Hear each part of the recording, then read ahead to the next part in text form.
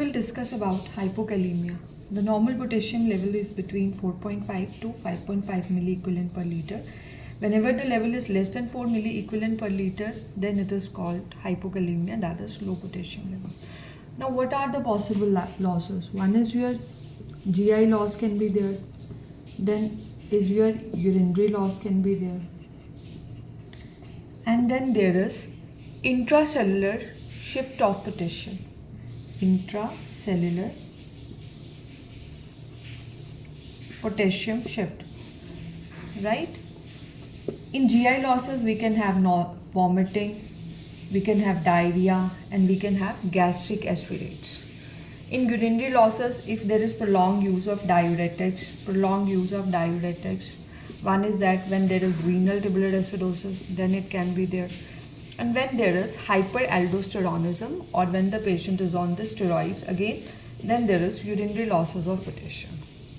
Along with that, intracellular potassium shift causes, it can be along with that when pH is high, that is when there is alkalosis.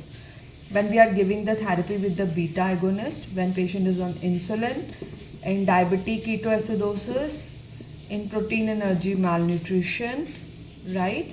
And in critically ill patients also intracellular shift of potassium occurs. Now, low potassium levels can also be seen when there is no other documented cause. Always look for low magnesium levels. Low potassium levels can be seen in association with the low magnesium levels as well. Now, what are the clinical features of low potassium levels? One is that it affects the muscle contraction. Number one, when it affects the muscle contraction, it is decreased. So there can be weakness of the muscles, there can be hypotonia, there can be diminished reflexes, and then there can be associated paralytic ileus, as most commonly we see in critically ill patients and in case of the patients who have diarrhea. The second thing it affects is your conduction of nerves, and it affects nerve conduction, and then it affects the myocardial pacing. Because of these two features, it leads to the ECG changes.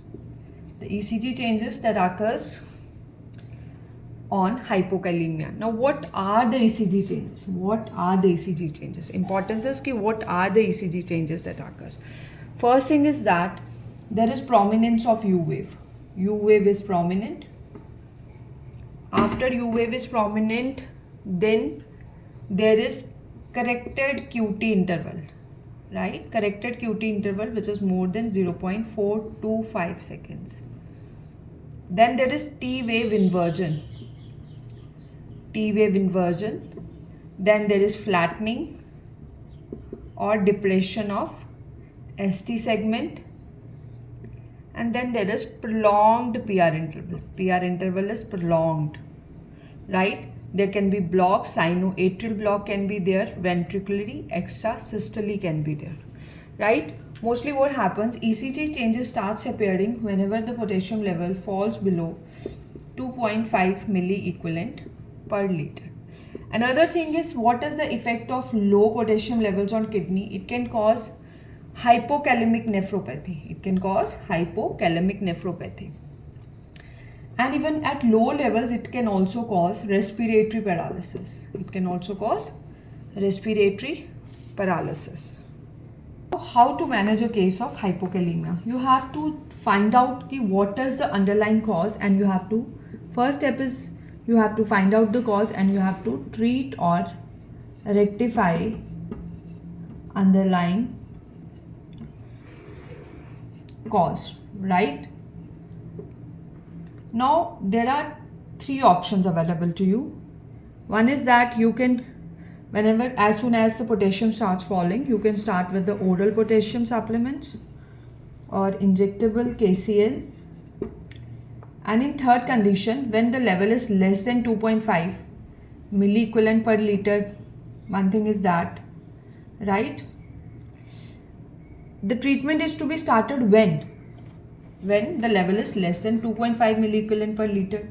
or when there are ECG changes starts appearing, as we have talked, prominence of U waves, T wave inversion, flattening of ST segments or depression of ST segments, right? All those things when start appearing, you have to start the treatment.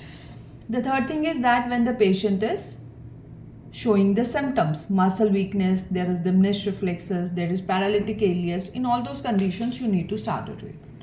So there are two ways. One is you can use the oral potassium, another is you can use the injection KCl. Oral potassium we'll talk about. The most common oral solution which is available is your pot chlor. Pot chlor, which contains 20 milli equivalent per 15 ml, right? So there is 4 milli equivalent in 3 ml of pot chlor solution. The second thing is we'll talk about the injection KCl.